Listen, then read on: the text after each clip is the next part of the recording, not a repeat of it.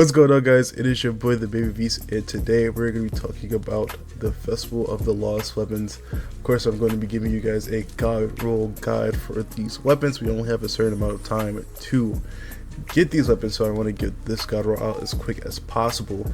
We're going to start off with the origin trait, of course. Not most of these weapons do have two origin traits, but we're going to talk about the specific Festival of the Lost origin trait search party.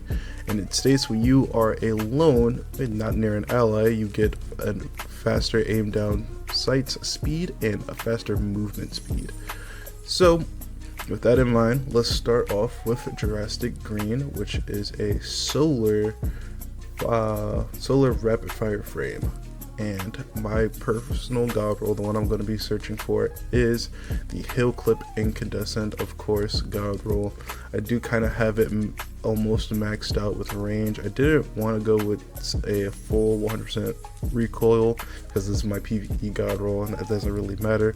But for PvP, I would personally go for Keep Away and Head Seeker. If you don't want to use Head Seeker, you always go for Kill Clip. If you don't want to use Keep Away, I would probably use Rangefinder. Rangefinder isn't as good as it used to be, but it's still good. And going back to PvE, if you didn't want to use Hill Clip, I would probably say use Subsistence. And if you didn't want to use Incandescent, I'd probably say use Desperate Measures or Adrenaline Junkie. I think that's kind of it. I don't really see too much I'm missing here. For your mods, you do probably want to use a ballistic mod. If not a ballistic mod, if you're going for PvE, probably a special ammo mod or a heavy ammo finder mod. But I don't think I'm missing anything too much here. Our next weapon is going to be the Arcane Embrace, which is the newer shotgun that came out, and it is one of the best damage dealers in its archetype. We do have the best Godroll here that you can get. Now, the one that you get from the quest from Evil Levante is bugged. It is doing the most damage. However, I'm pretty sure Bungie's going to patch that roll soon. So enjoy that roll while you can, but until then, we should be going for the Precision Instrument and 4 times the Charm roll. I do have a max range on this shotgun because I'm thinking more of things like Tanics. However, if you're trying to do it, use it for boss like champion damage, I would say a Grave Robber and Precision Instrument or Surrounded would work. If you like overall use, you probably want to go for Dual Loader if you don't want to use Grave Robber, and Surrounded or maybe Volt Shot. I don't really know too much about Volt Shot. You do need to get a kill for Volt Shot, so I'm not too keen on Volt Shot. But Dual Loader, Surrounded, Dual Loader, and Precision Instrument. We do have Desperado, but I don't see a need for Desperado, not yet at least. So anyway, my full Godroll is Precision Instrument and 4 times the Charm. That's the one I'm going to be farming for. It doesn't really need max range, but that's what I want on my Godroll is max range. So the next one is going to be Mechaabre. Mechaabre is a sniper, arc sniper, hard hitting arc sniper, and my Godroll is going to be opening shot and snapshots with a maxed out stability roll, even stability masterwork with an anti-flinch mod on it. Remember, the more stability you have on a sniper, the less flinch it takes, or that's what they say. I don't really feel it, Bungie. Anyway, if you want to try something a little bit more wacky, I would say Keep Away Into the Pain with still the max stability Godroll. To the Pain is going to give you a butt ton of aim assist. I've been trying to tell my friends about this perk. If you use To the Pain on a gun, it's going to make that gun feel completely different. So To the Pain might even negate the flinch 100% entirely. But let's talk about PvE. We do have a Discord Demolitionist roll. If you guys don't know about Discord, let me tell you about it. You get that kill with your other weapon, you switch to Discord, you basically have infinite ammo. This is a budget icebreaker. If you never tried Discord on a hard hitting sniper rifle, please try it today. It is really good. If you don't want to use a sniper rifle to kill miners, you should probably try triple tap and vorpal for your PvE damage.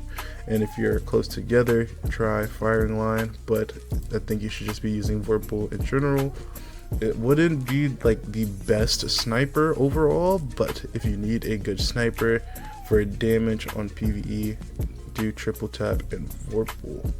Our next weapon here is the grenade launcher. Now the grenade launcher is a little bit disappointing. I wish they would have gave it a better reload perk, but our Godroll is going to be bait and switch and withering gaze. Withering gaze is a newer perk. It's basically like box breathing. When you're staring down the sights of your gun, you get a bullet that does weakening effect on your target that you hit. However, this gun doesn't really have like a good reloading perk, so my personal Godroll, I probably want to get Withering Gaze. Probably go with something like Air Trigger or even Inland Action. But of course you want to have spike grenades and you want to lower your blast radius, so that's why I have Hard Launch. I do have a reloading masterwork with a tactical mod on it, so I could get that max reloading speed. But for PvP, I would say Chain Reaction and plus Amplifier with a maxed out blast radius. So probably something like, let me look for it real quick, guys. Trying to get as much blast radius as I can. It says 45 is the highest I can get, probably. Yeah. So volatile launch and high explosive ordnance with impulse amplifier, chain reaction. Let's get some more blast radius, because why not? And let's get some aerodynamics. So we could get 61 blast radius on this grenade launcher, which is pretty wacky actually. So that's kind of what you want. And then of course if they're bunched up together, you kill one, chain reaction is going to kill the next, plus that blast radius is pretty big. So yeah, not that bad in Crucible. I'm actually farming Crucible roll just cause that's a crazy blast radius. But PvE Godroll, there's definitely other grenade launchers in that slot. I don't think it's really worth it. For our last weapon, we do have one of my favorite ARs, which is the Braytech Werewolf. So my Godroll is going to be Zen Moment and Target Lock. Please do not sleep on Target Lock in this game. However, I do get it if you got hurt because Bungie nerfed your favorite perk. If you don't want that roll, you could probably go with Zen Moment and Kill Clip. This roll will be kind of easier to get because of the the loot bug that is currently happening. I believe it's getting fixed this month, but it's still happening, so you probably get this roll better than getting the Target Lock and Zen Moment roll. If you don't want to use Zen Moment, you can always go with Dynamic Sway Reduction.